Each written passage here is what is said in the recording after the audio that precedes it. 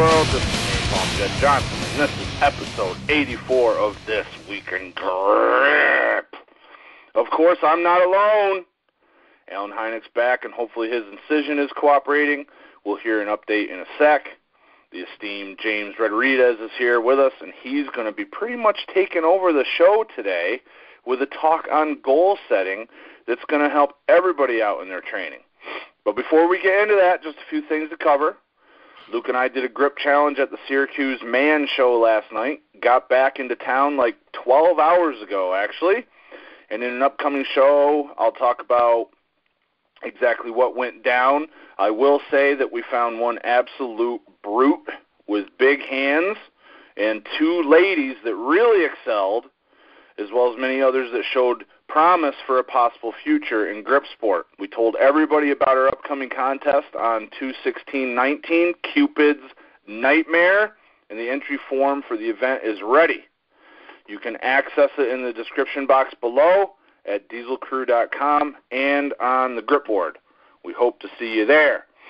Also, as we record this show, I've got a special going on right now on my Crush to Dust workout. This is a completely digital video that's usually $29, but you can get it right now for just $19.97, the year I graduated high school, brother. Naturally, if you join thegripauthority.com today for $1, you can access that workout as well as the King Kong of Grip workouts, the Ironman Pinch Block workout, and many other workouts, tutorials, Q&As, interviews, etc. Just go to thegripauthority.com right now, sign up for the first month for $1, and you'll have access to the whole entire site that's been up since 2010 instantly. Just got word, guys and gals, of an absolutely awesome feat of strength that went down this morning in Texas. You will not believe what happens when I tell you, but I'm going to tell you all about it when we cover that and other feats that have been going on recently towards the end of this recording. And remember, we are the voice of grip, so hit the like button, give us a big thumbs up, and it'll help out the cause to spread the word about grip sport.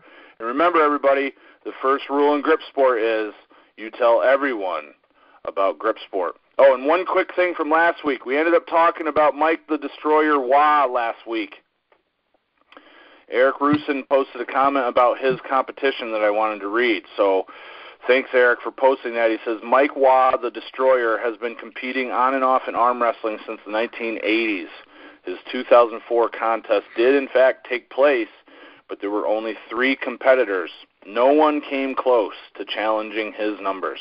Thanks again, Eric, for putting that up. And now, Alan, tell us how that wing's doing and let us know what else is happening in your neck of the woods, dude. All right. Well, yeah, so my, it's probably about 2 weeks ago, not long after I'd gotten my stitches put out or taken out, my incision started bleeding quite a bit again. And I'd had the nurses, when I was at physical therapy, take a look at it. They talked with the doctor. He didn't think it was a big deal, so they wound up putting some more steri strips on the wound. They said if it continued to bleed, that I would need to go back in and be seen.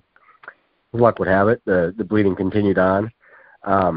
So I wound up going in this past Saturday to have it looked at. The guy at Urgent Care took a look, agreed I needed some stitches to get things closed back up, put the stitches in, and then told me I would need to follow up once again with my doctor on Monday morning. So Monday morning I actually wake up and my shoulder's still bleeding, even though there's stitches in there. So I call them again. I come in to be seen. I actually meet with my surgeon this time. He takes a look, says, okay, these stitches need to come out. He removes them, then decides that I have a blood clot, and that's what's causing my issue. So, yeah, so he then kind of firmly applies pressure to both sides of my incision. And you know that sound like those plastic squeeze ketchup bottles make when they're starting to get empty? And it was kind of like that. Really disgusting, and it felt just as disgusting. So now I'm going through this, they call it a wet to dry dressing. So I more or less have kind of an open wound on my shoulder. And twice a day my wife is packing this wet, sterile dressing in there. And when it becomes dry, we pull it out and then shove it back in again. It looks kind of like stuffing a fettuccine noodle inside of my body, and then pulling it back out about 12 hours later. It is very disgusting. She really is thrilled about what she has to do. And yeah. So to be safe, then what's that? The woman is a saint. Yes. Well, we've been married nearly 20 years now, so she's pretty good at handling all the mishaps that have gone on with me through the years. So, but I'm on an antibiotic now as a safety precaution, just because they kind of didn't get it right the first 3 times, so they're done screwing around with it. And so yeah, hopefully things are heading in the right direction. I guess we'll see. It's I hope the inside's healing better than the outside.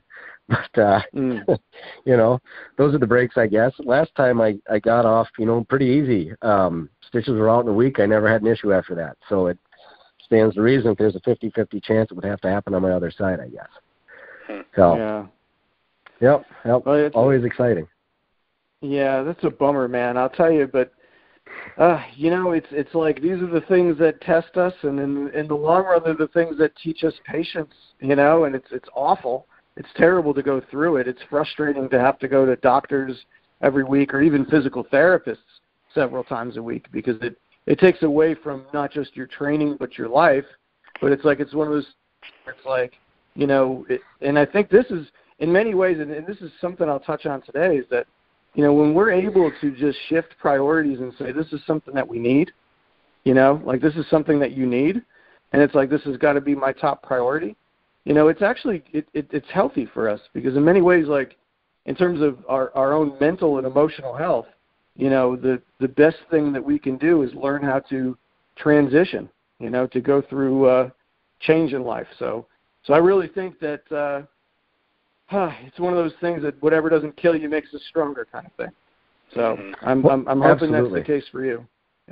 Yeah, me too. And I'm just glad through it all that it hasn't derailed the true recovery part of it. Though I have this minor inconvenience, I've been able to stay on top of my stretching. So I'm still kind of on tempo to be where I'm supposed to be at some point. And that's the good part, is that you're actually looking at that there are points of gratitude there, essentially. Like, there are good things that are coming of this, despite the frustration and the setbacks. And that's the attitude you have to have. I mean, you have to. Yeah. No, through it all, it's a little hard almost to not get down when I'm dealing with back-to-back things like this, over the right shoulder onto the left. But, I do think at some point, though, those things were holding me back. So hopefully I'll see some better progress at some point. So trying to keep the positivity about it. But it's testing at times, that's for sure. So I totally understand. But on the subject of I will. And on the subject of injuries, I do want to send out some quick well wishes. I don't know if you guys were aware of this or not, if you'd heard, but it sounded like Ches wound up hurting himself somewhere along the line.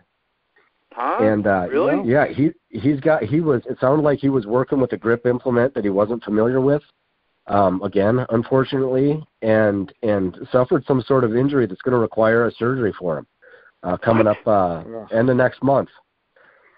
So I just wanted to say, hey, Ches, this guy was at the top of his game. He bounced right back after his last one. So I hope everything goes good again, and we see him climb right back to wherever he wanted to get. So definitely thinking about you. I hope everything goes your way, Ches. Damn, man, that sucks, dude. Jeez, you guys are going through a rough time, man. Huh. Well, but if anything, James, he's got the recipe. Some good words right there. So thanks for sharing that stuff, James. I like that, how you put that. For sure. It's like, because so much of everything we go through has got to do with how we frame it.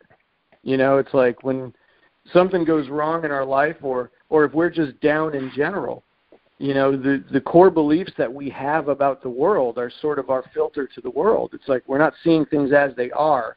We're seeing things as we are. So if we're, in a really negative headspace, we're going to interpret the things that happen in our life and the things that we see around us in a much more negative way.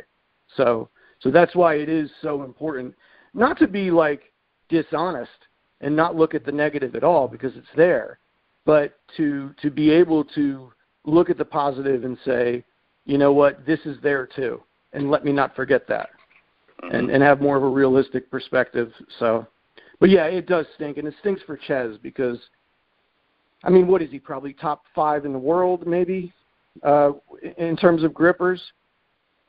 Like easy, it's yeah. Not my, yeah. I mean, I would say for sure, right? I mean, or somewhere in that neighborhood. There's certainly, forgive the pun, a handful of people, if there is that are as strong as him on that specific implement. And, you know, when you're at the top of your game and you get injured, I had the same experience in early 2005.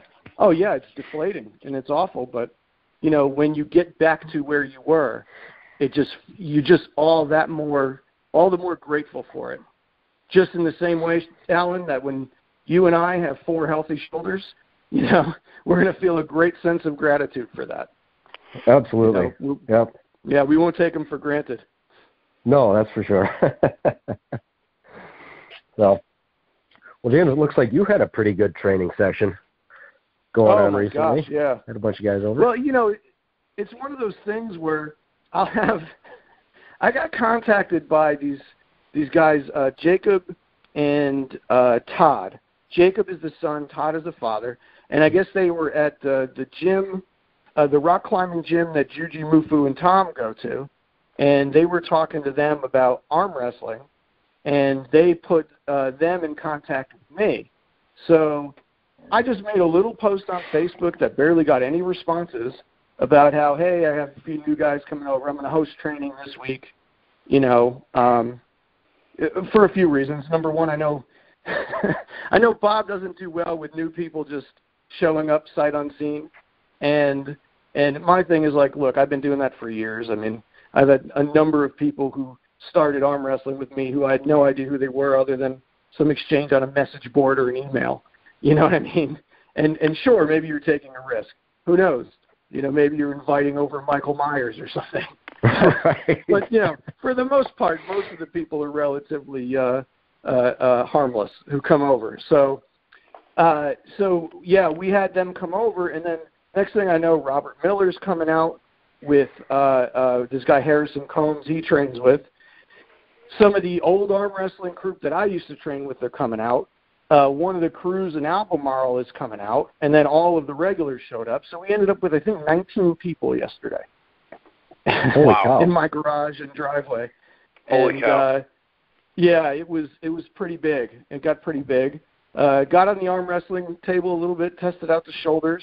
You know, didn't do any bending, but Gary and Robert were bending some pretty heavy steel. Robert brought something that he calls the Miller hunk. So, and it's this big hunk of metal that it's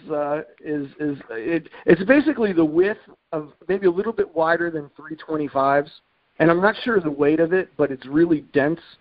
You know, it's like Miller. It's very dense. You know, it's very sharp though, unlike Miller. So he actually left that at my house so I could work on it because I couldn't pick it up yesterday. But Gary, Jason, Bob, and Robert picked it up.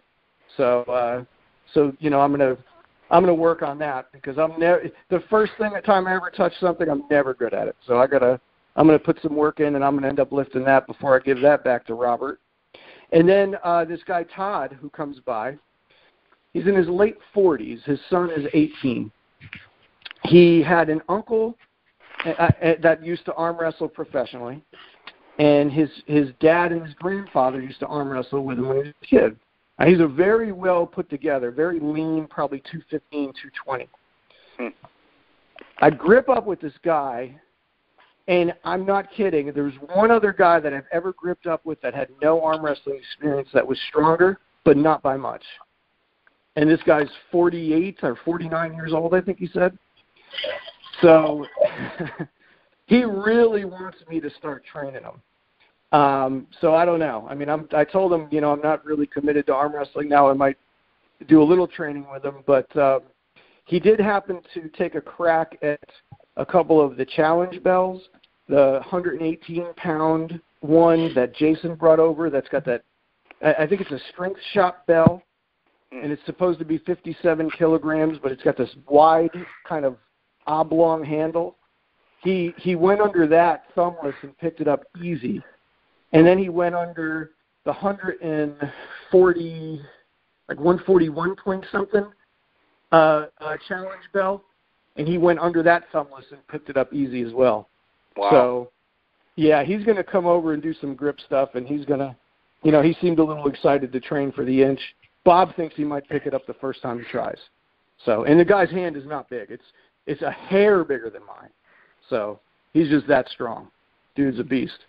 Where do you think that strength comes from, James? What's his background? Well, right now he said he doesn't do any powerlifting or anything anymore. He pretty much just does CrossFit because of his age. He doesn't want to carry around a lot of extra weight. He was, I think he said 270 or 280 at one point, and he's down to like 215-ish, somewhere in that range. And, yeah, he just said he's always been into the idea of arm wrestling, and he basically always trained arm wrestling movements but never arm wrestled, except for with family and friends and stuff. So I told him, and I was being honest with him, I said, look, I said, if I trained you, I don't think I could beat you in a year. Like that to him. So I'm hoping he actually comes by and puts some effort into it, because I could see him being, a force at 220 wow. in a relatively short amount of time. So very strong guy. That's awesome. Pretty cool, man. Yeah, we had a good time yesterday. It's always good to get the old crew back together, and had some new people come, and sometimes you meet somebody and it's like the son of one of the guys that you used to arm wrestle with, and now they're in their mid-20s and you feel old. So yeah, that happens too, and that happened yesterday. But it was a really great training session. Cool, man. So yeah, all right. So you guys want to get into it? Start talking a little bit about motivation, about Let's definitely hear it.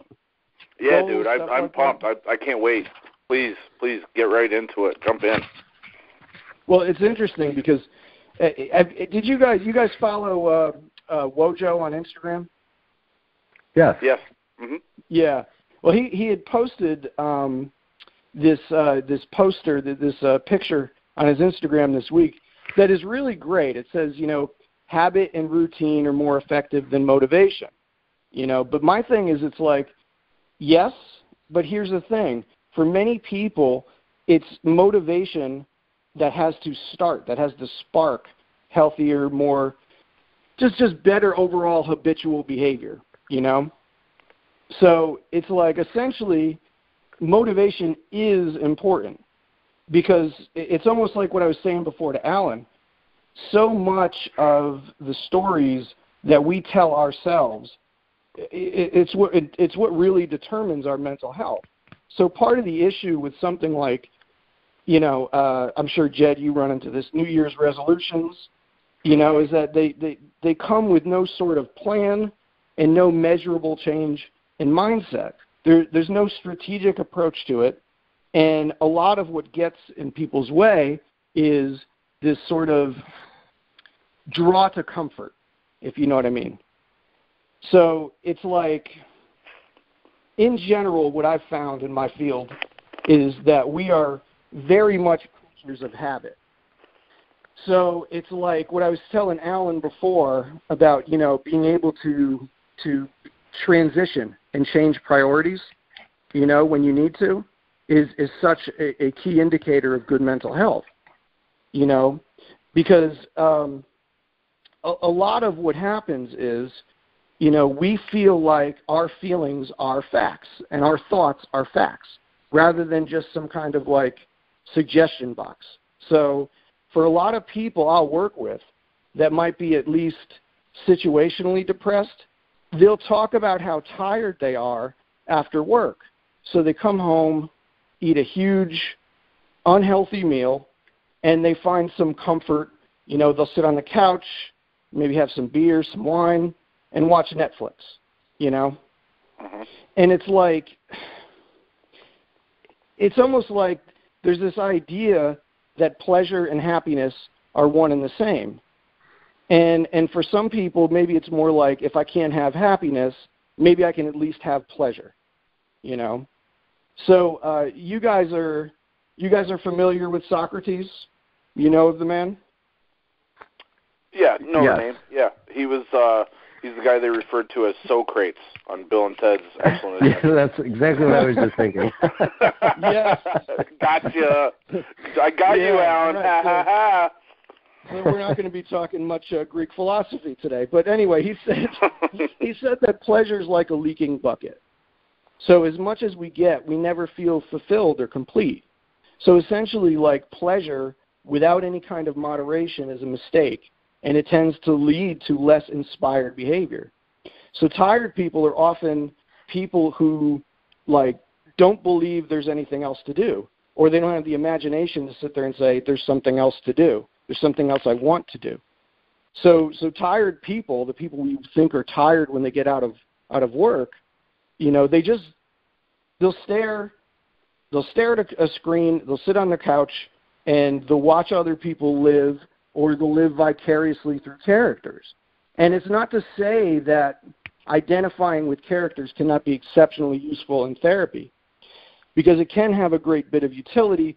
But for the purposes of this conversation, let's just say the people I'm referring to who are like escaping into characters are doing so to deflect from their own responsibilities, their own desires, and their own fears. Do you know what I'm saying by that? Well, I maybe think you so, can go yeah, into this is a really little bit more interesting. detail. I think I know what you're saying, but you know, it's almost like people are trying to like make their own story sometimes. Well, it's like they, instead of making their own story, they're living through the stories of other people. Okay. And you know what I'm saying? And it's like they get home from work, they find comfort, they live through the stories of other people, but there's this tremendous void inside of them, you know? So they're consuming rather than producing. They're looking for pleasure rather than going through sort of this discomfort to eradicate fears. So they have an internal dialogue, back to that often tells them their imagination, it tells their imagination essentially, like what is possible, you know? And because the internal dialogue is negative, it says, well, it's not possible for me, you know, at least currently in my state. So they just sort of accept their existence as it is, and they watch other people do the things that they themselves would like to do or want to do. It's like it's procrastination, essentially. It's like, I'll do X, Y, Z eventually, but not today, kind of thing. Today I'd rather be comfortable just because I spent 8 hours in a building out of obligation and work really sucked today. So it's like a built-in excuse to go consume things, whether it's, and it can be anything that they're consuming, you know, if it's entertainment or alcohol or food in copious amounts. You know, it's this idea that if they focus on consumption, somehow it's going to make them feel happier with themselves. But consumption's always fleeting.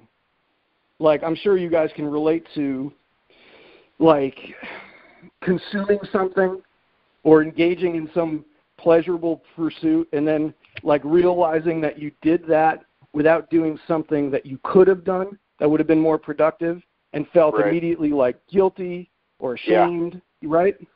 Oh, yeah. Absolutely. Almost like a buyer's remorse or something like that. Yeah. So it's like it's kind of a cliche, right? People say happiness comes from within, right? It's true though, but it's like it's important to break down why. Have you guys ever heard of Albert Bandura? Don't think so. No. Okay, so I got introduced to Albert Bandura actually when I was coaching, because I was reading a book about, it was called Self-Efficacy in Sport. And I was coaching football at the time. And, you know, they kept referring to this Albert Bandura, and everything they said about the guy, I was like, wow, that's really insightful.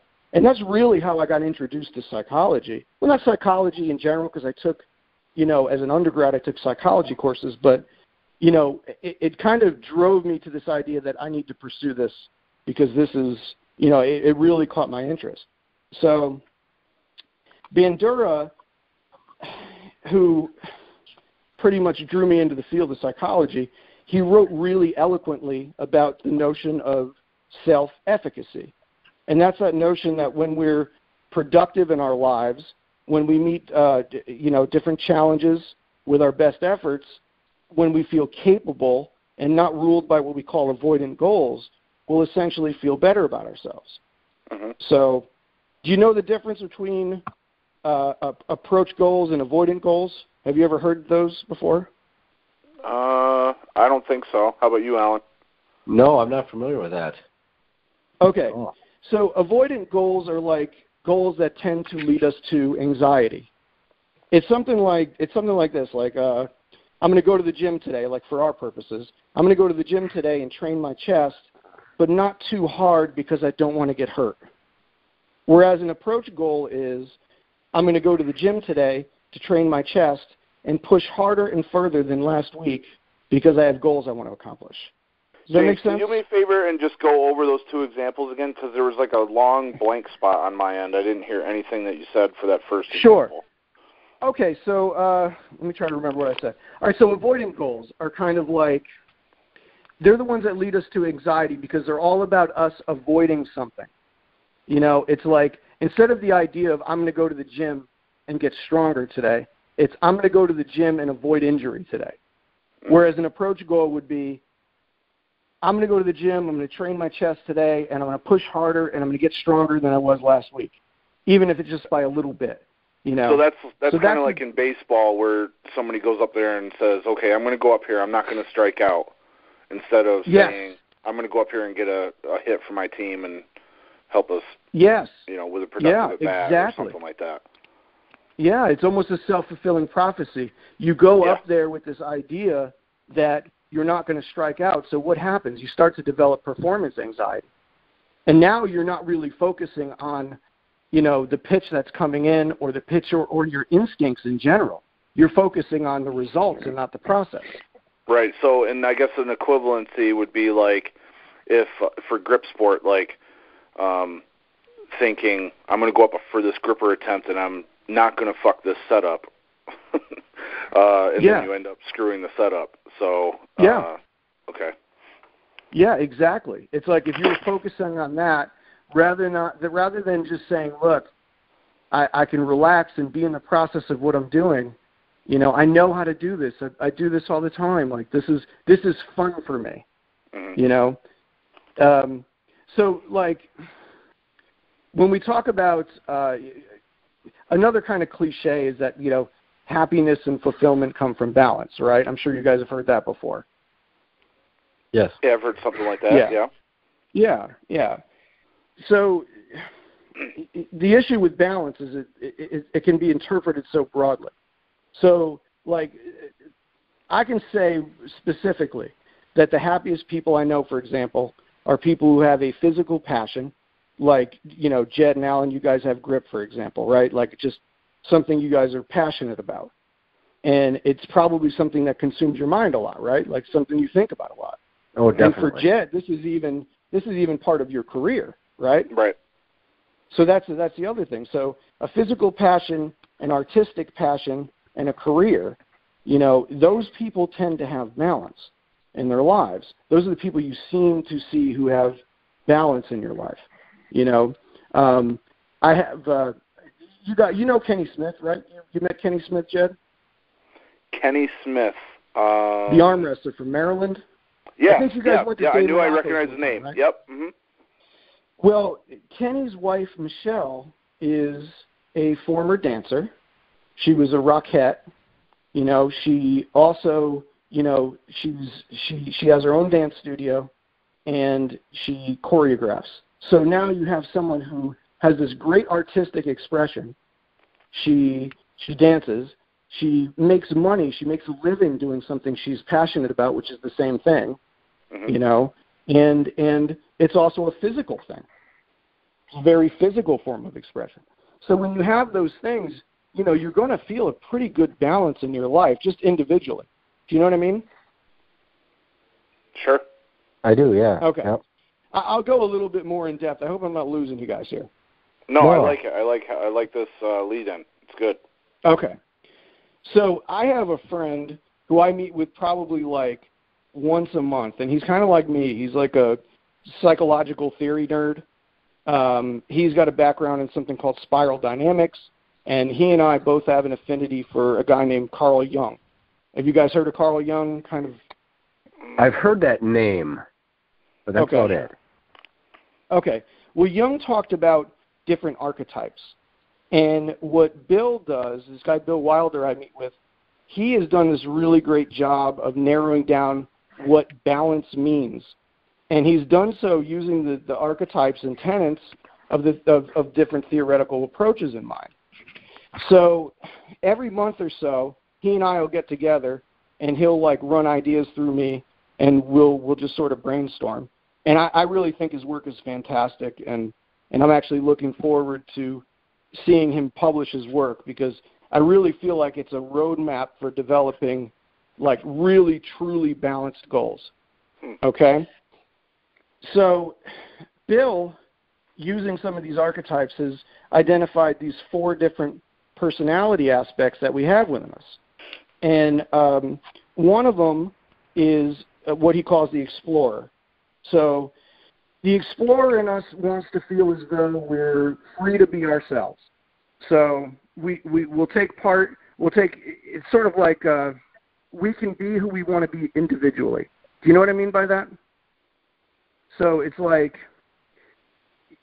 we have to ask ourselves a few questions, like, is it okay to be me, for example?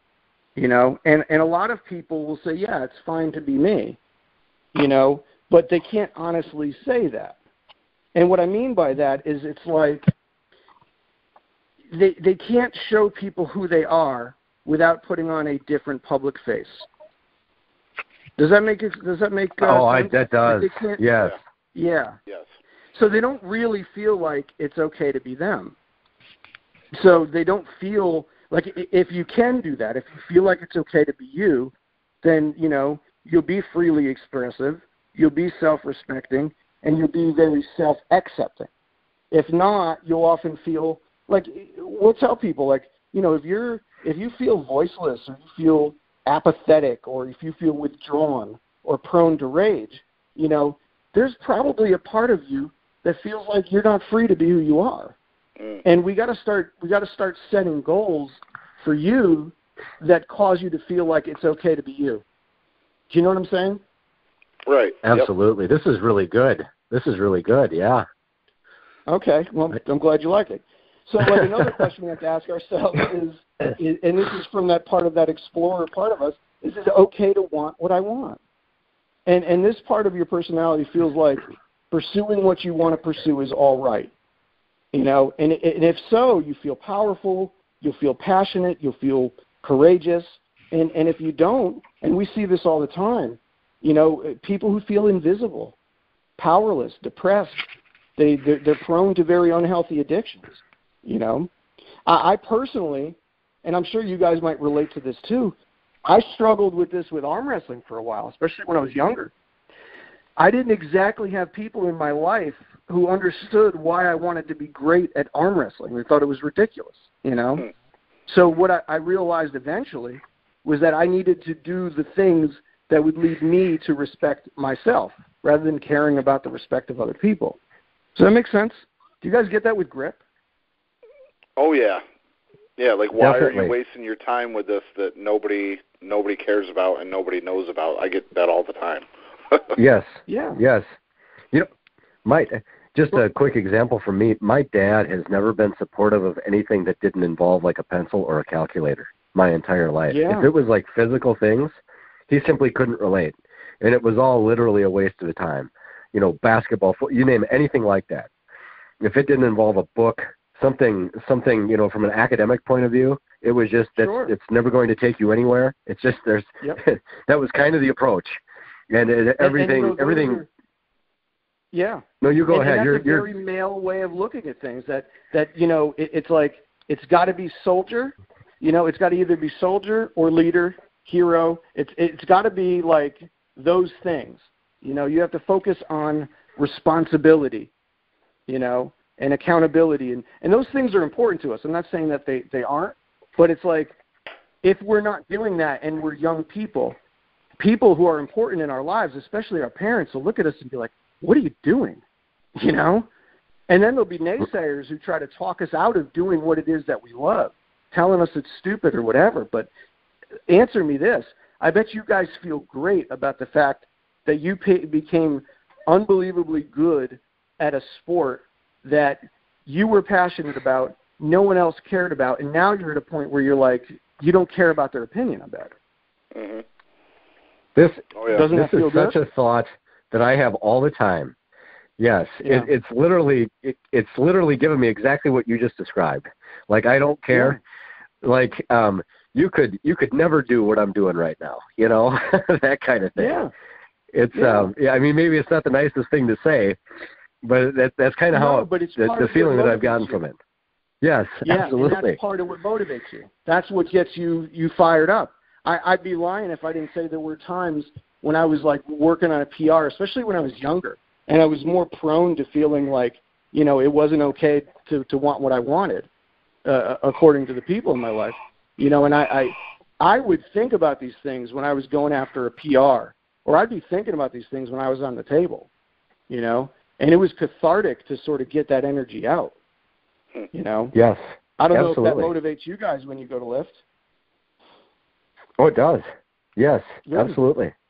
Oh, I agree with everything that you're saying. Yes, you are spot on right now. A lot of stuff that goes through my head and what I've been thinking. Yeah, this is really interesting. Well, just let me know if I'm getting like too deep into the psychological stuff, because I don't want to bore people either. Well, no, this is good, because I didn't know that, like, the thoughts that were running through my mind were like a thing. You know, we all have that, where it's like, do other people experience the same ideas? You know, so this is really good. Yeah, keep on going. And you know, the things that your dad talked about, Alan, they're certainly like, they're important, you know, and I think a lot of what they do, like parents do, especially fathers, is it's like they understand that, you know, we will have a greater sense of self-efficacy and capacity. We'll feel more capable if we can have a life that prides itself on responsibility and accountability. But the question we have to ask ourselves after that is, you know, like, it's like, am I focused too much on this? You know, is it too much responsibility, too much accountability? Is it too much purpose? You know, and what about the other stuff that's important? You know what I mean? Oh yeah. So like another question, like when we're assessing somebody and we're trying to figure out what their goals and motivation is, you know, we want to know, are they the kind of person who does what they say they will do? Because if we can answer yes to this, we'll have a greater level of self-discipline, which is very much like the poster that Wojo had up. You know, we'll be more distress tolerant, which is extremely important, and resilient. If not, we'll be very self-critical. We can suffer from low self-esteem.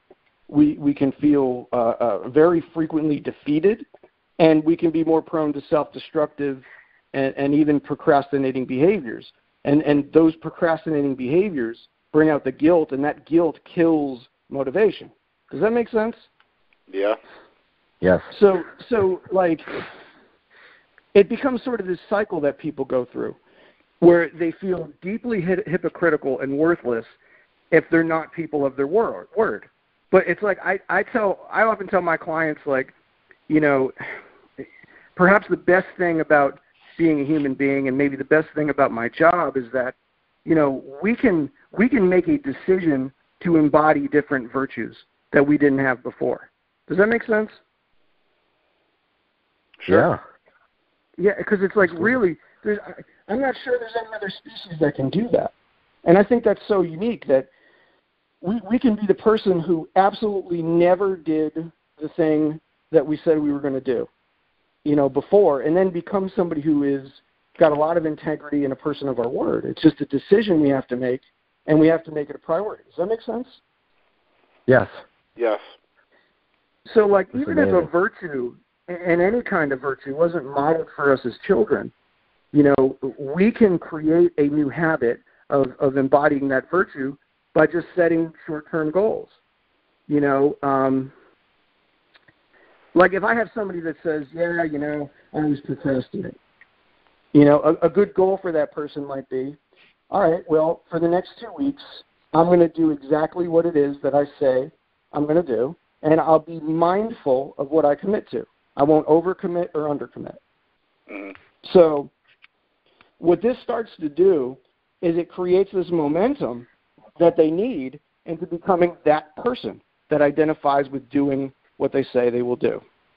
Now, if you extend that week for like, I don't know, like another that goal rather for like another 4 weeks or maybe 3 months, then you find yourself being the person who really identifies with doing what you say you'll do. Mm. Does that make sense? And then, you know, that kind of goes along with the next question we ask people, which is, you know, can you set goals and accomplish them? Because that is the next step. If we could, so it's like if we can set goals and accomplish them, then we can have a stronger work ethic, we can have better habits, we can self-regulate better, we'll be more self-reliant. But the problem is if we can't, if we don't learn that habit, we'll feel helpless, inadequate. We'll often see people who deal with a lot of self-doubt. They experience performance anxiety, like we talked about before, and they'll feel very sluggish and stagnant. So the minute we say something like, I can't, is often the moment we put these very unhealthy limitations on ourselves. Mm-hmm. Any clarification needed on that? No. No, Okay. I follow you entirely here. Okay. So you know, one of the other things I think, you know, your dad wants for you by, you know, saying things, what did you say about, you know, it had to have a pencil or it had to be something like really work-related. If it's going to be worth your time, it's got to be something that is education or work-related, essentially, right? Yes. He was incredibly supportive when it came to things like that. If it was anything, almost seemingly anything physical or something that didn't have like a payback more or less in a real-life scenario. All this stuff that I do like now, grip-wise, this isn't real to him. Like tearing a deck of cards, that's meaningless. That's a wasteful act in his mind, you know. It's almost kind of hard to describe. But even through like these shoulder injuries I've had, he asked me, he says, "So when are you going to sell all your weights?"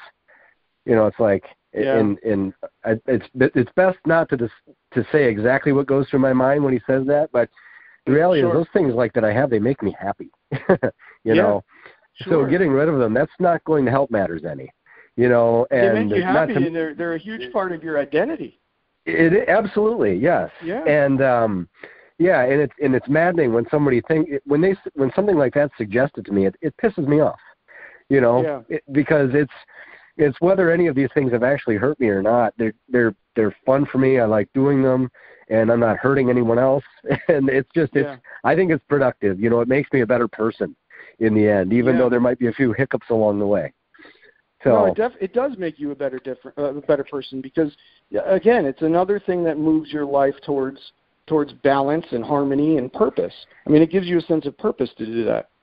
You know, and when that part of us is fulfilled, you know, we'll feel a greater sense of overall meaning. We'll feel less self-doubt. You know, we'll be more confident, right? We'll be more self-aware. We'll be more even realistic and decisive, you know, when this part of us is fulfilled, you know. But it's interesting. It's like if we don't test those waters, we don't figure out who we are and what we want, you know, that part of us becomes very lost, bored, insecure. We become sort of confused with our role in life, and we can feel like we're just sort of wandering around, you know. And it's like we have that thing, and that thing that we identify with makes us different, and it's really important. So, yeah, I mean, it's like,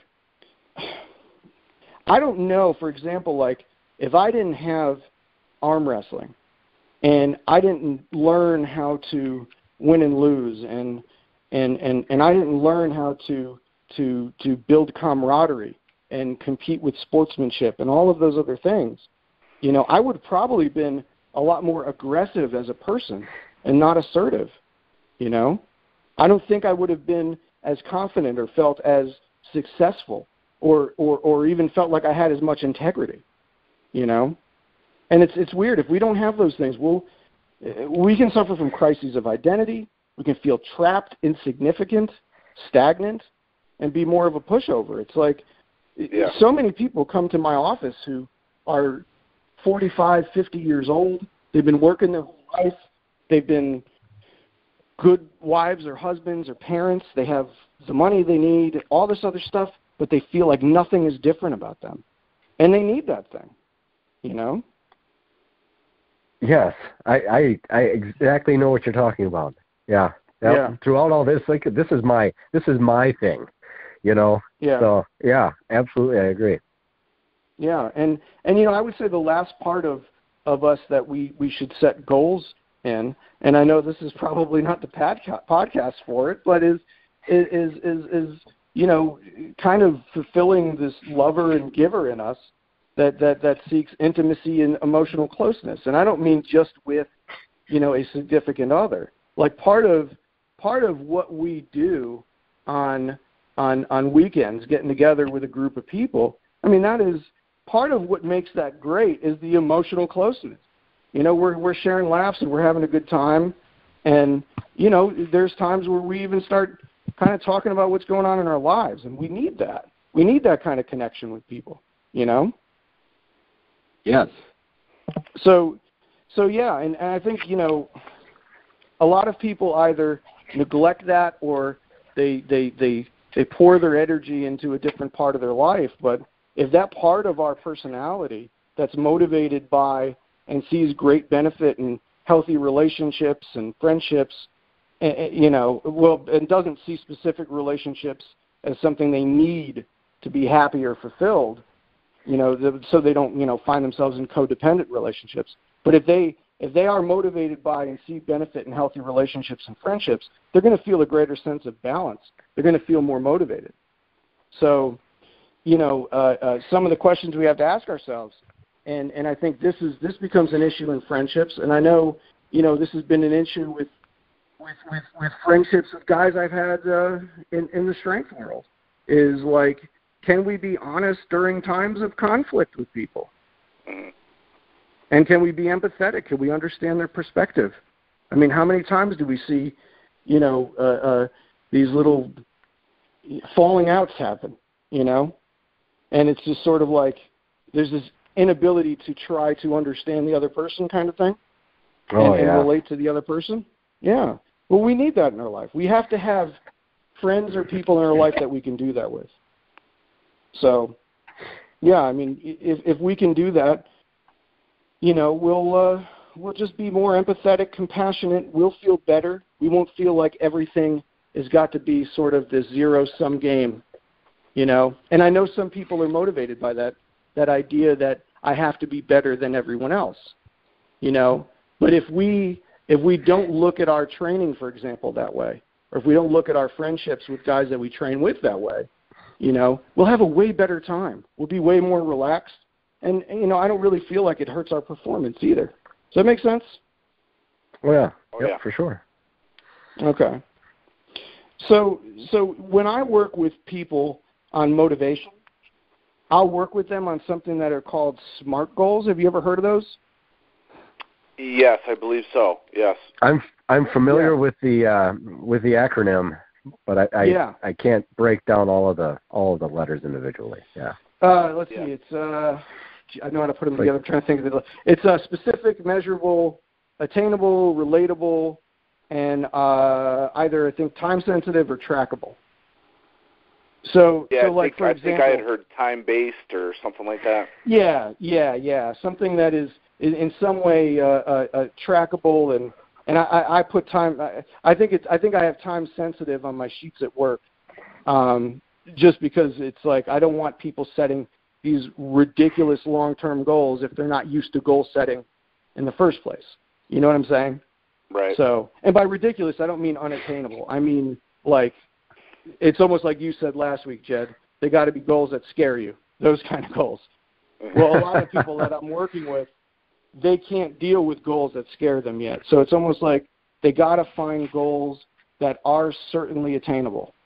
You know what I mean? Oh, yeah. It's like baby steps. Yep. Yeah, so like if I'm working with a client, for example, who's like really depressed, and let's say, they're having trouble showering, so they start identifying with this idea that they're just dirty, lazy people, and that keeps them in this place where they feel guilty about themselves. What I'll do is I'll sit down with them and I'll say, all right, well, let's set a goal to shower every other day for 3 weeks. And I'll ask them to write in their journal each day that they showered. This is sort of a common issue with people, too, that have depression. But what we see with people who are depressed is that if they start doing the things that are sort of the basics, the fundamentals in life, they start showing themselves self-respect through those habits. And those habits are like personal hygiene, healthy eating, one of those that I have to work on sometimes, exercise habits, the improvement of self-talk, internal dialogue. The depressed person, with enough time engaging in these healthy habits and setting these short-term goals, they tend to start to change the way they view themselves. Does that make sense? Oh, yeah. Yeah, for sure. So like what I'll do with my clients, so to ensure that they have balances and they nurture those different aspects of their personality, I'll encourage them to set the different SMART goals, but in like different facets of their lives, like socially, friendship-related stuff, career-related goals, health and fitness goals, family-related goals, well, those kind of things within their control, artistic goals, creative goals, and even public service goals. Because a lot of times, they just don't feel involved in the world. And just being involved in the world in some way helps them, feel a greater sense of purpose. That's pretty cool. So, yeah, and we find that the clients who really set these goals and track their progress, they do well. So, I often tell them, if they try to make the best and healthiest decisions for their lives, even just if it's not each moment, but the best that they can for 6 months, they'll be surprised by the progress in their life. And the trouble is many people get derailed early. Does that make sense? Yeah. It's like no doubt about that one. Something happens early on, and it's like they might get back on track, and then that happens again, or they might just say to hell with it once something happens one time. I've seen that with a lot of people that I've worked with. So yes, that is it. And it's like you slip up on your diet one time. Well, that diet's over with. That's not going to work. I might as well stop eating healthy. Because what happens? It's very much like, back to Carl Jung. He said that the fool, like that fool inside of us, is essentially the precursor to our Savior. Like, essentially, whenever we do something new, or we do something we're not accustomed to, or do something that we did before that we haven't been doing for a long time, it's going to be awkward. We're going to feel bad. We're going to feel foolish. We might even be criticized, right, before we do anything well. So much of what we have to do is sort of change that internal dialogue, and it's like, I'm not saying that we have to always be motivated by others, because I feel like it's like we can only really be motivated by other people for so long. We find that people who self-motivate, who are really capable, like Jedd, I'm sure, Alan, when you don't have anyone training with you, right, you're going to train the same. There's not going to be much of a difference. You might receive a little bit of a bump if someone's training with you, right? And it might even be a lot of fun to have guys training with you. But your training is going to be similar if you're training alone, right? Yes. Yep. Most of mine is literally by myself. I occasionally have someone with, but that's about, it's not very often. Yeah, and in my business, we find people who can do that, who can really self-motivate, are the people who can really maintain healthy habits, because they do get that they get to the point where they're very disciplined, And I can see it where, like, if someone's used to training by themselves and, maybe they're doing a good job with it, maybe they're not, but they get the chance to train with somebody, one time, and I can see how that can, push their training for maybe, a week, 2 weeks, but then eventually that's only going to last for so long. Eventually they're going to have to, be able to create that motivation to excel within themselves versus constantly waiting for the next fix of having a special training partner show up or something like that. Yep, absolutely. I mean, Jedd, I'm sure you run into this too. I mean, how many times I get it in therapy a lot. I work with a lot of people who talk about how they were once, someone impressive in their mind, but they needed other people like coaches or drill sergeants or mentors or parents, someone to push them. Yeah. And often my function is to help them find that desire, that will to want to like truly do it on their own, to use their imaginations about, what it is they want to accomplish and overcome those initial feelings of failure, because we have to, and even the fears of what changes will come with success. I mean, that's something we encounter too. Right. How will my life change if I'm successful at this? And that scares people as much. People don't like transition just naturally. Back to us being sort of, creatures of habit. We find change, transition, even when it comes with improvement, can cause like terrible levels of anxiety. So, if we're imaginative enough to visualize ourselves completing a goal and are self-aware enough to dispute the negative thoughts when they come up, or even on a deeper level, understand the origin of those negative thoughts, we'll tend to find ourselves staying the course, even through this period where Jung said we would feel like, the fool. Does that make sense? Well, absolutely. Yeah. I can, and I can definitely remember periods where I was playing more of a fool than anything else. So, yeah. But we need that. And if we're willing to do that, my gosh, we can accomplish great things. We won't always be the fool. It's just we feel like in those moments, like this feeling is just insufferable, and I don't want to go through it again. I could be sitting on my couch, eating bonbons and watching Hell's Kitchen or something. You know what I mean?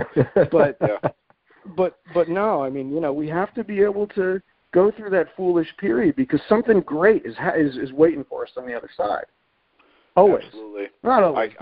I can literally remember basically the day that in my life that you're talking about right here. What like this realizing. I mean, if I'm understanding correctly, like realizing the fool I was being, and kind of expecting results to just come because they used to come before. And think that they're just going to continue to come without putting the work in necessary for them to come. And then realizing just how far away I'd gotten from that person that I was before, who made those results come by putting in the proper work. So, yeah, very interesting. Yeah. Go ahead, buddy. What are your sources of motivation now? Because mine have certainly changed over the years. Yeah, absolutely. So, like, I don't know if I can really pinpoint any, like, my sources of motivation right now. Like, I think I'm in a spot right now where basically most of my motivation comes from within, and a peace with knowing that there are people that are better than me at grip, and I do use, like, the performance that they put forth as motivation, but it's more like, it's almost like a seasoning that I'm adding onto my steak. So I feel like it's not the primary source. Exactly. Like the primary source is definitely within me, and part of it is not going back to that bad point I was in my life several years ago where I was so extraordinarily out of shape, hurting all the time, and not performing the way that I wanted to be able to perform in competition. So, that's a great motivator. Yeah. And it's interesting, you experienced that lull and that down point and that self-doubt, and that's what propelled you to be the strength athlete that you are today. Right. You know, it said, okay, well, yeah, I mean, I can't rest on my laurels here. Like, I have to put in the work, and what's more, I should put in the work. Right. And you know, I'll be a better Jedd. Yeah. Yeah, absolutely. Yeah. Like, it's funny that Alan talks about his experience with his father in the way that he does, because I guess in a way, you know, I had almost the exact opposite experience. So, like, growing up, my dad was always completely supportive of athletics and all that stuff. And if I wanted to, you know, be a great basketball player or baseball player, he was right there. He would throw batting practice. He would catch me for pitching practice, stuff like that.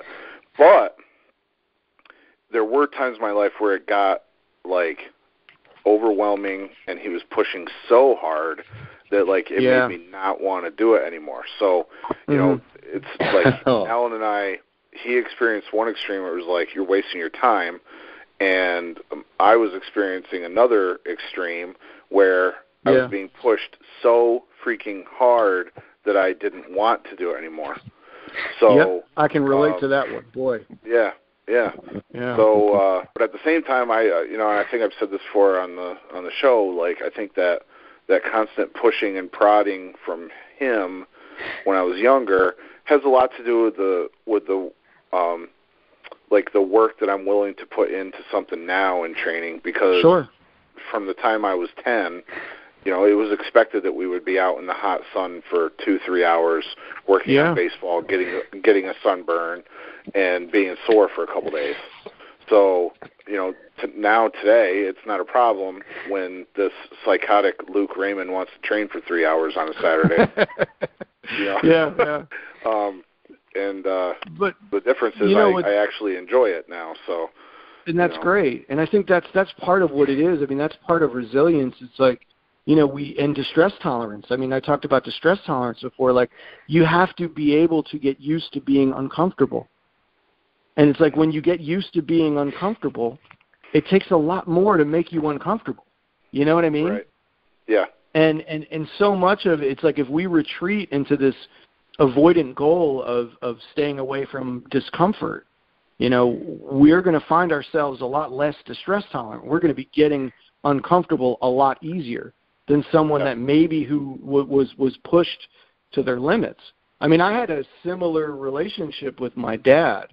My dad didn't live with us, though, but he certainly would be involved in our athletics. You know, my thing was like, I was never built. I was just like a wet noodle. You know, I could run and jump and throw as well or better than anyone in my area. And for me, especially where I lived, that gave me a confidence. It was a source of confidence.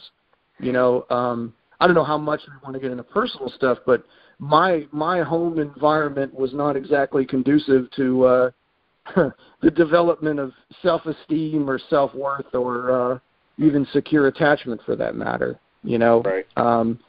And my thing is, and it's one of the things that motivated me to go into my work, is that, you know, when I was 6, my parents were divorced, and my mom, like, rapidly descended into mental illness.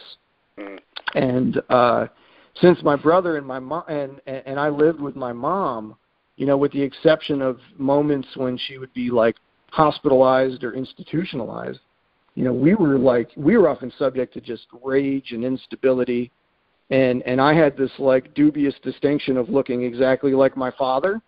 And that was sort of enough for my mother to find, like, an excuse to just tear me down in one way or another, which was, you know, growing up with that was hard. You know, it's interesting. It's like, you know, in that I'd made a comment in a previous podcast of yours when I was talking about how I can relate to a lot of what Rich Williams is going through, because I think he and I had very similar things occur when we were growing up. And those are kind of things you can't ignore. You know what I'm saying? Yeah. Absolutely. Have you guys ever heard of the Myers-Briggs type indicator? Yes. About personality? I believe so. I know I've heard that. I think I know what it is, but I think my proper answer is yes. It's funny because Bob and I were talking about it last week, and we both agreed that we were probably on complete opposite ends of the spectrum, you know. And a lot of what I see in my field is that, and anyone who spent 2 minutes with me would be able to tell you that I'm very high in the traits of openness and extroversion. So despite the fact that you can be intelligent and have those traits, it's not really a good recipe for you doing well in school. You know, and what we see is a correlation between those and what we diagnose with kids with now is ADHD. So, but my issue is like in the early 80s, and I think we're all around the same age. In the early 80s, they didn't diagnose you with ADHD. They just identified you as a conduct problem and, you know, a kid who was hyperactive. Yes. ADHD wasn't a thing back then. Yep. Yeah, so other than athletics, I had so many things killing my confidence, and I was even in, you know, remedial reading and remedial writing, you know, and I had no one at home to do homework with me or encourage me. So my thing was I didn't like being home alone, so I would just, I mean, at home at all, really. So I would just take a ball and whatever was in that season, and I'd go to the playground and just play, you know. And in my imagination when I was a kid, I was visualizing these sort of, you know, very unlikely goals, you know, but at the same time suffering from these sort of awful feelings of inferiority. So it's like I was envisioning myself playing center field for the Yankees, for example, you know, but and I knew I was a good athlete because people told me that, but I also suffered from feelings of inferiority, which really puts a chip on your shoulder. You know what I mean? Yeah. So like when we lost our house, I had to go to this new school where I was bullied, and I was terribly bullied, and on like a daily basis. So it took me about a year before I could even muster up the energy or strength to fight back. And I was always in trouble at school for some reason. You know, I got beat up a lot. I got in fights. You know, my mom was mostly very negative. And you know, she didn't have to look far to find reasons to berate me, you know. And if she couldn't find one, you know, the dialogue would always return to something really negative, like we're worthless, we're living below the poverty line, I can't work. So there was like this, I was surrounded by this lack of kind of perpetual victimization, this lack of accountability, this like constant blame shifting. You know, and this it's weird. It's like, I don't know if you guys can relate to this, and it might sound strange and kind of new agey, but I've always been someone who has been sort of concerned with how other people are doing. So if I'm in their presence, it's almost like I can feel their energy. That's kind of the new agey part of it, you know, and I would feel I feel very drained by negative energy. Do you guys like an relate empath. to that? Yeah. Do you guys relate to that at all? Yeah. And it was weird because it's like, oh, go ahead. No, I don't personally experience things like that. I know people tend to, when I'm surrounded by really negative people, they tend to drag me down. And likewise, uplifting people, they do boost me up. But I don't detect things about people without them kind of having it out there, though. But really negative people, though, they suck the life right out of me, and I don't even like to be around them. Yeah, there's actually a book about that called Emotional Vampires. It's really good. But it talks about how essentially people, especially people with personality disorders, when you're around them, and it's a strange phenomenon because, you know, when I used to do psychological assessments, I could sit with somebody with a personality disorder and it's like you could feel it right away. At the end of the session, you would feel exhausted. You know, it was just draining. And I hear all week from people that they can't do things, and that's draining to me personally, even now. Sure. Yeah. So like the person for that me, comes in saying that doesn't realize that you've just listened to like 5 or 6 other people that day saying the same thing. They think you're they think you're like fresh and ready to go, but realize you're already. They don't realize you're already been sucked dry by 5 other vampires. You're spent. Yep. But it also, and it's not that bad. I mean, one of the great things about my job is we do see people who make tremendous turnarounds, and that is that is great. You know, that's something that you really can't replace that. You know, it's something that gives you a sense of purpose that maybe nothing else would do in my life.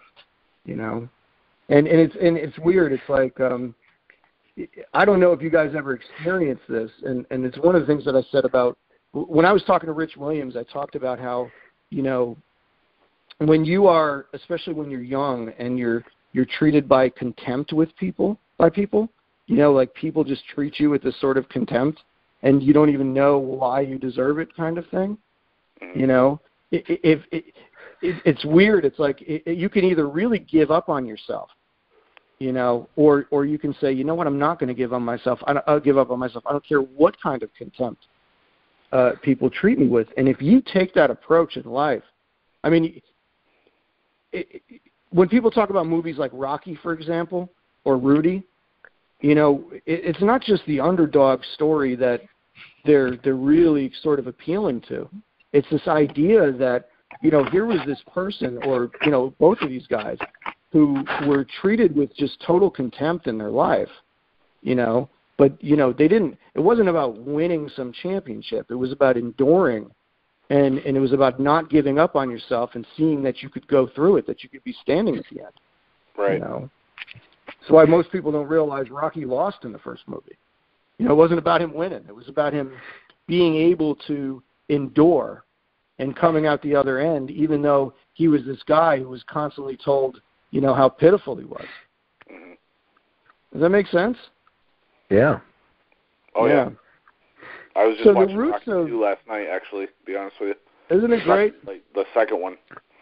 Yeah, and Rich Williams had said that's one of the guys who he identifies so strongly with. And I think in some ways it's like it's weird how people like that can be, characters like that can be a source of motivation for us. We can identify with certain characteristics in certain movie characters or book characters that can really help motivate us and help us develop our own identity. So yeah, Rocky 2 is a great one for that. I also like how Rocky could barely see out of his right eye in the second movie, and then continued to fight for like 20 more years. I know. The doctors wouldn't let him fight in Rocky 2, but they strongly suggested against it, you know, having a rematch, but then he fought for 20 years. I saw this interview one time with Sylvester Stallone where he was saying that he had no idea that people with his story, but he has people come up to him all the time still who say, I was at a low point in my life when I watched Rocky, or, you know, when I saw Rocky the first time, this was going on in my life, and I, you know, felt motivated to do something else. You know what I'm saying? Or something better. Yeah. Right. Were you guys self-motivators early on, or did you feel like you needed someone to push you? No, Go ahead, Alan. Sorry. No, I guess I felt like I was self-motivated. I didn't really have anybody to definitely drive me towards any of the things that I'm presently after. So yeah, you know, my upbringing, you know, when Jedd was mentioning how different we were, and how his or the opposites dad-wise with some of those things, you know, as I was saying, it was all through school. You know, my dad always had me convinced that the only thing out there for me was like 4-year college and, you know, becoming an engineer and things like that, you know. Mm-hmm. And when I graduated, it was almost like some of those things were so in my head that I just went a completely different direction. You know, I went to a tech school. Now I'm a blue-collar guy. And, you know, my idea of fun doesn't involve like CAD drawings and things like that. You know, I'm in my basement lifting pieces of metal and dropping them. You know, I almost went like an opposite way of what my future was supposed to be, you know. So I kind of went almost like deliberately a different path almost somehow. Like there's some subconscious thing. Yeah, you know, I mean, Freud would say there's no accidents when it comes to a story like that. Sure. Yeah. Well, I'm similar. You know, I wasn't. I was not meant to be a strength athlete. Like when I started high school, I was 115 pounds. I was 135 when I graduated. And I had a baseball coach. I had a freshman coach who was really big on my abilities, And but the varsity coach didn't like me. He didn't like the people I hung out with. You know, when I came in ninth grade, you know, I was really sort of, you know, a scrawny kid who, he had this idea that I was cocky, you know, but I don't remember ever really being cocky.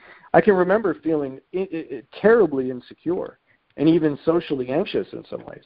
So, but he had this idea that I was cocky because he had heard that I was a good pitcher.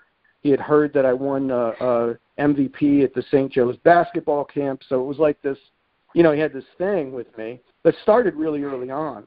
And it got really bad when the freshman coach told him that he should bring me up and pitch because I probably threw harder than anyone in the school. And after that, I mean, he rode me pretty hard, this varsity coach, and he was our gym teacher. He actually had a bench press competition in class because you could do that kind of thing back then, you know. And I remember I bench pressed 110 pounds, which was less than any male in any of his classes, in his 4 gym classes. And there was actually one girl who bench pressed more than me. And it really, honestly, like, I was allergic to weights after that. I found an excuse not to lift weights until a friend of mine named Abe Lin, who I'm still friends with, actually. He actually lives in Hong Kong now, but he said to me, he says, look, let's go to the gym. And he got me going to the YMCA, and I went through all of the terrible feelings of inferiority and, you know, the people laughing at my physique kind of thing. And, you know, I kind of adopted it and said, you know what, I can get strong. I'm going to focus on getting strong. So it's like very much choosing to be what you weren't supposed to be. In the same way that, you know, I was in remedial reading and remedial writing and became, you know, an editor. Or I was an emotionally conflicted kid who had all kinds of, you know, psychological problems when I was younger who became a therapist. So it's like you can become what you're not supposed to. And I think that goes back to embodying characteristics that you want to, just by choice. Yes, definitely. That makes sense. I know I've been going on forever, guys, so I'm sure you guys are tired of me at this point. No, actually, I really like this conversation. This has been really good. I could talk about forever. So. No, like I said, this is really interesting. Yeah. Because sometimes the thoughts that we run through our heads, you don't know if other people have experienced those same things, and it's neat to see that there's like books out there about it almost, you know. So this has been a really good topic. Yeah. And so many themes. You can't help but not notice the themes that come up as a therapist when you're working with people. I mean, you see all these themes, and it's very beneficial. You know, sometimes I'll tell somebody who's younger that, you know, I learn from everybody, even them, and they'll say, well, you know, how do you really do that? Well, the truth is I do learn from them. I listen to them, and I pick up on themes in their lives, and I learn what it's like to be them and to live as them. And it's like, well, okay, maybe I can help you from your perspective kind of thing. And now I can understand the perspective of somebody who's maybe less than half of my age and, you know, a completely different gender, or, you know what I'm saying? Like, completely different in almost every other way. I can learn what it's like to live as them. And that informs my overall perspective. So it's absolutely beneficial, and it's a great thing. And so many of the thoughts that go on in our minds go on in the minds of everyone, you know, especially the things that have to do with self-doubt. Sure. Wow, that's been really good. Well, I think it's really awesome that you go from a child who needs extra help with reading and writing, and then you end up publishing a book on arm wrestling. And maybe you publish other books, but... well, I've published articles a bunch, and I worked as a daily newspaper editor for a while and wrote for a few magazines before I became a therapist. So yeah, awesome. But yeah, I took to writing. I certainly did after a while. That's pretty cool, man. I really enjoy writing and don't do it enough, and you know, I didn't have those difficulties as a kid. So it's like you did, and now you're using the gifts that you've gotten, and I have the gifts and don't use them. So, you know, no, and that's the thing, Jedd. It's like, you know, you have that thing, that balance from having a physical passion and a, you know, and a creative passion. You have your website, you do DVDs, you know. I mean, you like to write, you should write. I mean, maybe that's what you need to do. Maybe that's the creative thing that you should do. Yeah. You know, but no, man, you got a lot going for you. You know. No, I appreciate that. You know, when you were first talking, I think maybe we were about 10 minutes into it. I thought about something from one of the classes I've been to in my my business mastermind that I'm in. There's a guy named Dan Kennedy who most people would know as a guy that teaches sales copy, effective sales copy, moving people to buy products and stuff. But he also put out an audio CD called, I think it was called What I Want. And the whole idea around that talk was, I want what I want because I want it. So, you know, for anyone that's in a situation like Alan was in, where he wasn't getting any kind of support for his actual goals, or if someone is telling you that your grip goals are dumb and it doesn't make any sense to bend steel, and so what, you picked up that 50-pound block weight that everybody calls a blob, who cares? You know, you don't need, just because people aren't like applauding and things like that, that's not what you need. That you don't need that kind of support in order to justify. You don't need to have things justified. You can just want to do stuff because you want to do that stuff. That's perfectly fine. That's perfectly fine. At the core of everything, Jedd, is intention, and it's like you're very much right. It's like if we were only doing something for applause, you know, our intentions are skewed. It's like we're insecure in a way that we need something. You know, it's like the person who posts the selfie of the day because they're not feeling good about themselves and need somebody to tell them that they're good looking or beautiful or ripped or whatever it is.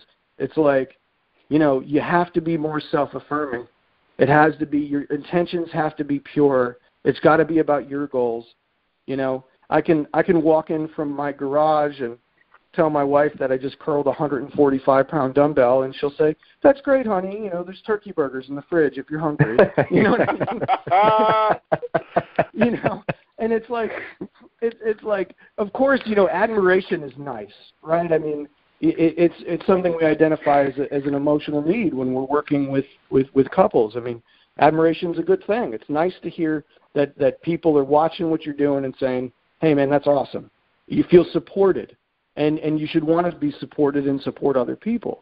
I mean, that's part of you know, building those friendships. But yeah, if you're only doing it solely for just, you know, oh my God, look at you, you're amazing. Yeah, there's some insecurities you got to work out. You know what I mean?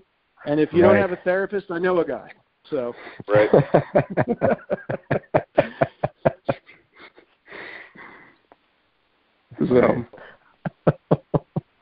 So I feel like we took you off your path, James. Did we, or was there?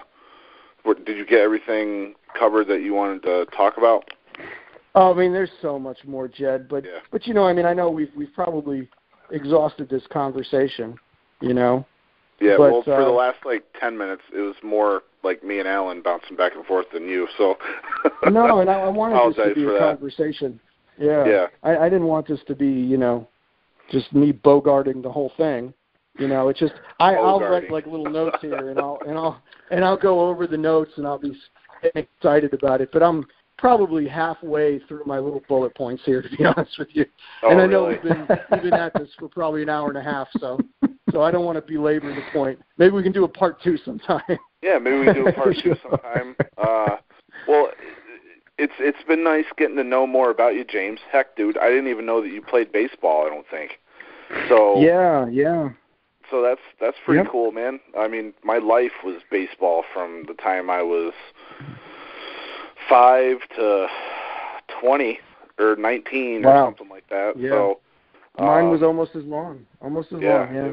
It was it took going to college and having to deal with the worst coach I ever interfaced with to realize there were more things in life than baseball, and it ends up being the best thing ever that I ended up interacting with that coach, because that's what turned me towards lifting weights. So, you know, really changed the whole direction of my life and got me to where I am now. And there's really no regrets. I would have thought at one time that if I didn't make it to Major League Baseball, that I would have, you know, considered myself a failure. But I mean, no way. I feel totally different, totally secure with everything. I mean, it's not like there weren't bumps along the road along the way, but you know, I'm beyond thankful how things have turned out. So, yeah. Sure. I was in a group one time, and it, you know, I work sometimes. I do groups with people with post-traumatic stress disorder. I treat trauma a lot, and we were talking about, you know, sort of who we wanted to be when we were 12. And I went into this elaborate thing about, you know, how I wanted to pitch and play center field for, you know, either the Cubs or Yankees, because it had to be at Yankee Stadium or Wrigley. You know what I mean? And you know, my life was baseball and basketball. I played a lot of basketball, even up through college, but my life was baseball. And so they had said to me, well, gosh, you know, don't you miss it? Don't you feel like you missed out? And somebody had said that to me, and I said, you know, God, you know, it's weird that I say this, but if I look at who I was when I was 15, I would have never imagined that I would have become the person that I am now, you know? Right. And to me, it's like, that's exciting to me, that I became, in some way, at least in my mind, a better man than I would have ever expected to be, essentially. Does that make sense? Yeah. Yeah. Yeah. So I get you, Jedd. I really do. Cool, man. But I definitely, you know, I'm not saying that I didn't want to be out in center field like Bernie Williams wasn't taking my job there for a while. You know what I mean?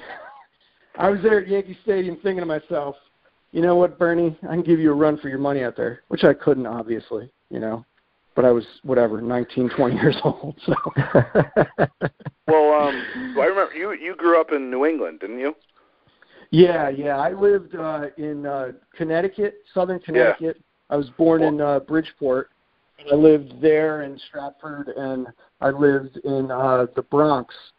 And I did my undergraduate work in the Bronx at Fordham University. Well, how did you end up becoming a Yankee fan early on? I would have expected a Red Sox fan. Well, see, that's the thing. Southern Connecticut, especially southwestern Fairfield, Connecticut, Fairfield County, rather. New Haven more New County, York oriented. Way more Yankee and Met fans. Yeah. I wasn't a Yankee fan. I liked the Cubs, but the Yankees were on my American League team, and we were 40 minutes from the stadium, so it was like, you know, you could go in and watch and then when I lived in the Bronx, I could just jump on the 4 train and take it right to the stadium. I gotcha. So, you know, for me, it was like, wow, you know, that was the old Yankee Stadium too, like the actual house that Ruth built, you know. So so it had all this history, and I have this penchant for nostalgia. So for me, you know, just learning about it, reading the monuments and all that other stuff, it just seemed like the coolest place in the world to go to work when I was a kid. Yeah, you know what I mean? Cool. Alan has absolutely no idea what the hell we're talking about with all these references. I don't, not at all when it comes to baseball. I bring stuff up all the time, even like for years on other calls that Alan and I used to do, and no grasp of the baseball. Same as wrestling. Yep, no clue at all. No wrestling either. No, it's like the worst combination, me and Alan, ever for me. For me personally, it's the worst. Alan is the worst. But Alan, how old are you? when it comes to grip, it's perfect. Yeah. I'm 42. Oh, so we're the same age basically. So you're not a Minnesota Twins fan? No Kent Herbeck or Frank Viola? No Kirby Puckett. You know, when I was growing up, Kirby Puckett was the greatest thing, and that was also in the time when the Twins made it to and won the World Series. Yeah. And but no, I used to be a Mets fan growing up, but I mean, I really didn't. That was back in the Darryl Strawberry and Dwight Gooden days. Yeah, dude. And but that's about all I had. I didn't really follow anything in particular. So, yeah, I mean, I really didn't. Like I said, sports wasn't one of those things that was driven into me, so we just didn't. Yeah. I didn't even watch it much, so definitely didn't know a lot about it. Yeah. Well, it was life for me. Sure. I just didn't. No, it would have been into fun it. to see more of that. Yeah, I stopped growing in 8th grade. So in 7th grade, I played center, and by freshman year, I was a guard because I just stopped growing. Wow. So for me, it was like, yeah. I mean, I realized that if I was going to be an athlete, I was going to be a small athlete. But yeah, baseball and basketball were certainly life up until a minimum of my long story, but my first junior year in high school. So, oh sure.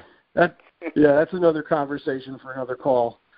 Well, cool. So should we cover a few feats then before we get going today? Yeah, I think that's great. Definitely got to hear about whatever went down in Texas.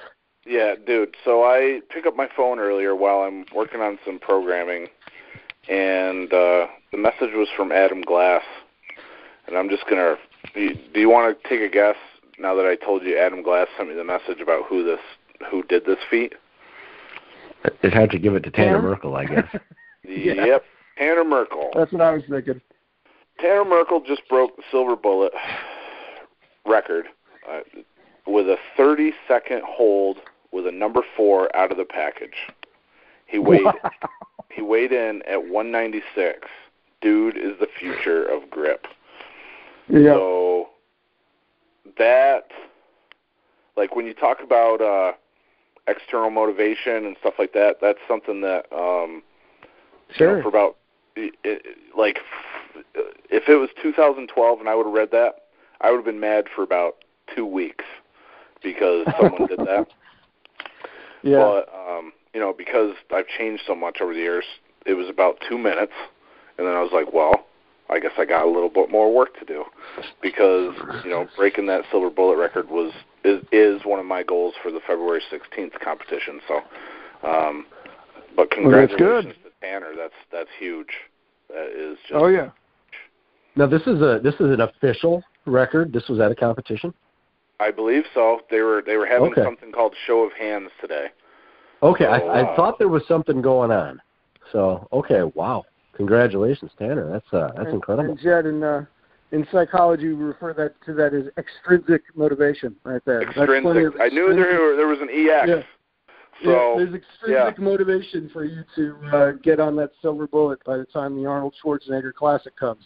Yeah, man. Well, Tanner will be there too, so it'll be a showdown, I guess, as well as others. And many others there. And you don't know what 4 is going to come out of that package, too. That's the other thing. Yeah, true. So, what are some other feats that you guys wanted to highlight today? Well, I had, I'm sure we all saw it, Thomas Larson's Blobzilla facelift. Incredible, dude. Incredible. So literally, guys, I wrote Thomas Larson because I saw the videos that he put up last week. I wrote him, I said, I would like to do a video on you, meaning I wanted to talk about the gravity of the situation, the sheer, the level of grip strength and hand size that it would take to do that feat, and Thomas is this close. By the end of the day, he had done the feat. Yeah, and we haven't seen that before that I'm aware of. I haven't seen it. Oh, God, no. Hell no. And I've never seen a facelift of anything that I recall other than a blob. Nothing bigger than a 50-pound blob. Yeah. I mean, and when would we be likely to come across that again? That's going to stand for a while. That's impressive. I wanted to try it, but I haven't done a facelift in years, and I was afraid I would hurt my fingers, so I said, no, I'm not. I'm going to resist the urge. That's quite a spread. 2012, I would have gone down there, and I would have tried it, and I would have hurt my finger and been pissing myself for 6 months. Yeah. Well, don't call him Mr. Wide Pinch for nothing. Yeah, dude. Oh, exactly. Yeah. Jason brought his over yesterday, and, I can tell it might be frustrating Bob a little bit, but he's getting a lot closer with it, too. But I can't even imagine facelifting that thing. No. I mean, I can't even. That's just nuts. I mean, between that and what you just told us about Tanner, and then Jesse Pignonian with his 55s pinch and with the inch at the same time, that double lift, I mean, crazy stuff. And I really think there were even more feats that happened last week that were almost equally crazy. There's just, a lot of people peaking right now. There's some good ones. The one other one that was top of my list was Jerome Bloom's. He did that DIY. It was like a plate hub, but it was with a grip top halfpenny. The clean it was that like, he did? Oh my gosh. That's insane.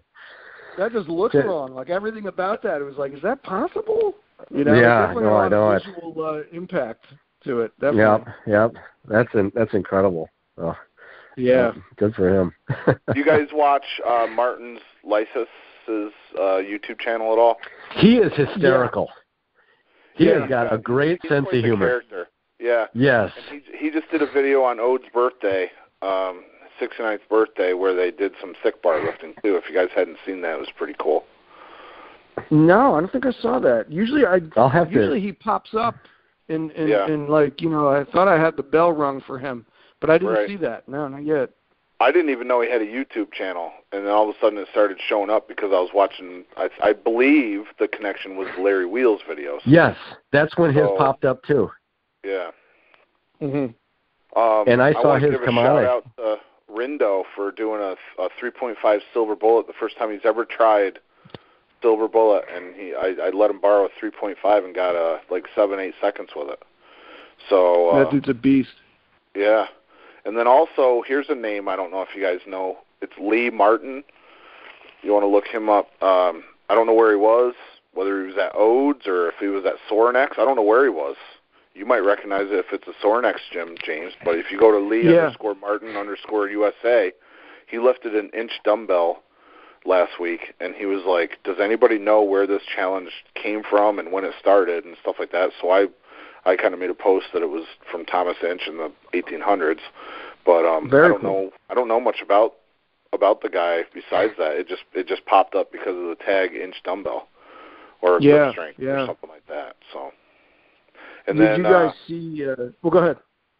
Just the last thing for me, my guy that lifts at Peak Strength and Fitness came in yesterday for an extra grip workout, Evan Norton, and he lifted next generation blob, half 100 next gen blob that weighs 50.2 or 50.4. He's 18 years old, absolute brute. Wow. Holy cow. Awesome. Way stronger than I was in high school, like by far. Like not even close.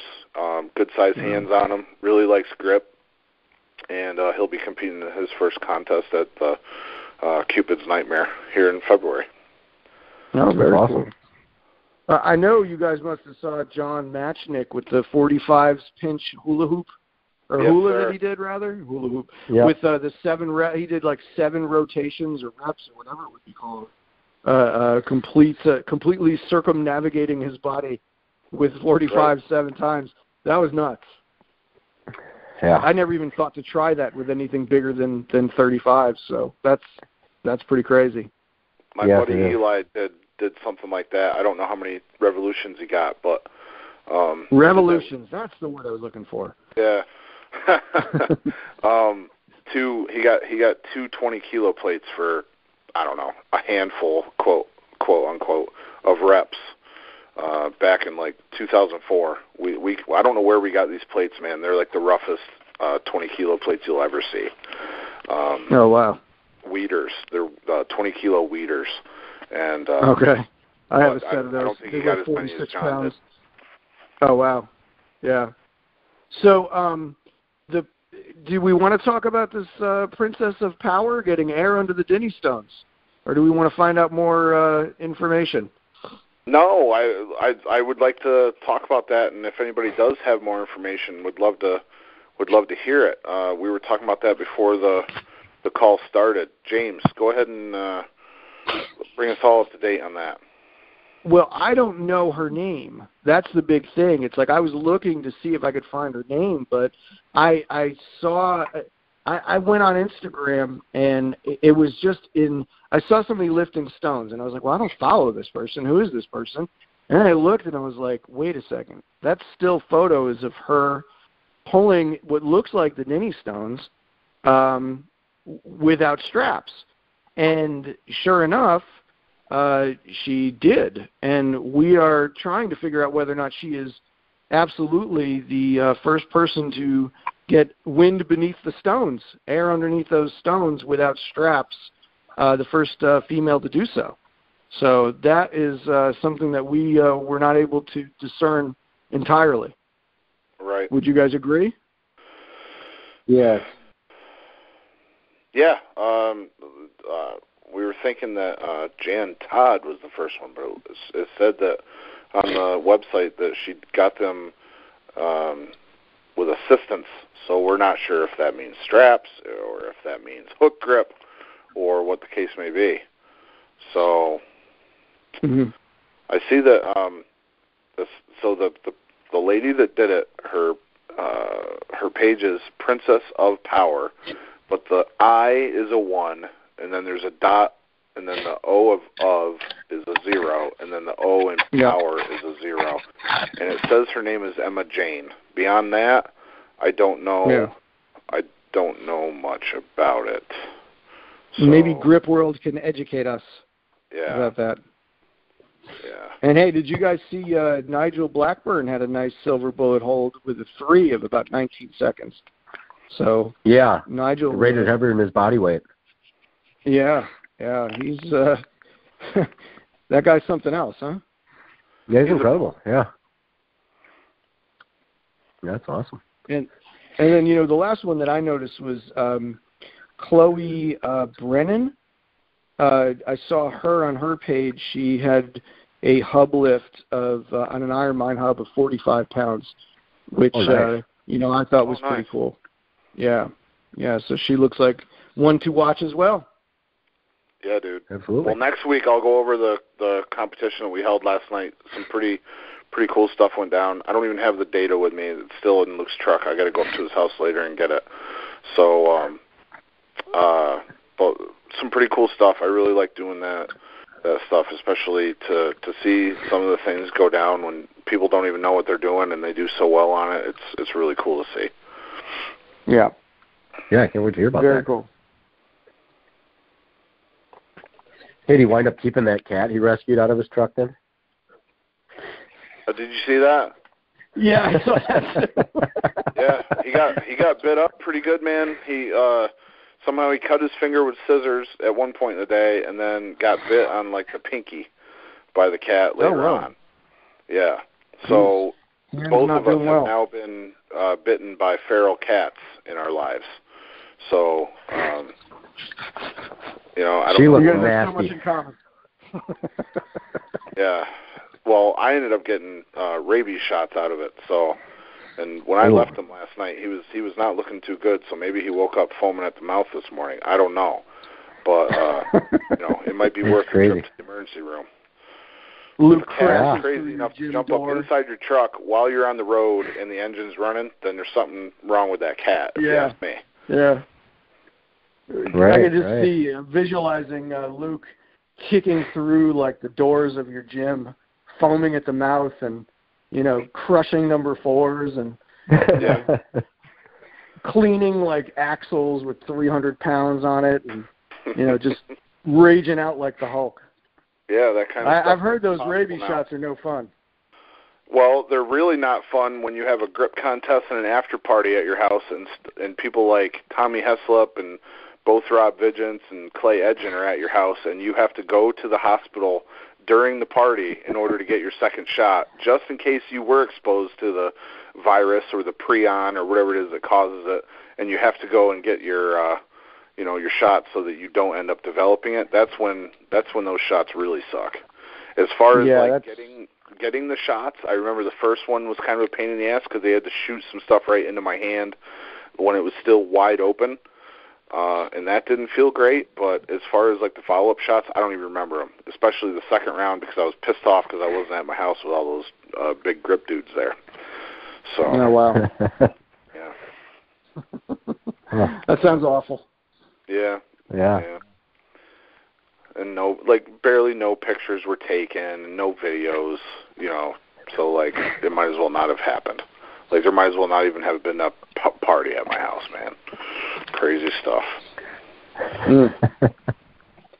All right, well, guys, I should get going. I got to get up there, and I got to get back in time for the Royal Rumble tonight. So why don't you guys fight over who's going to sign us off today? And we will probably, I think I'm going to have to take off next week. Next week's the Super Bowl. So that's right. I mean, I don't even really watch football, but I like to watch the Super Bowl, and usually I'm not here at the house when I do it. So that's only when I catch. Do a call next week, unless you guys want to do one yourselves. Either way is fine with me. No fight between Alan and I. I like the way Alan signs off the show. So. Me too. Take it away, I Alan. defer to you, sir. Sure. All right, well, that's it for episode 84 of This Week in Grip. Thanks for tuning in, everybody. And make sure to like, share, and hit the notification bell. And we'll be back in a couple of weeks with another one. Talk to you later.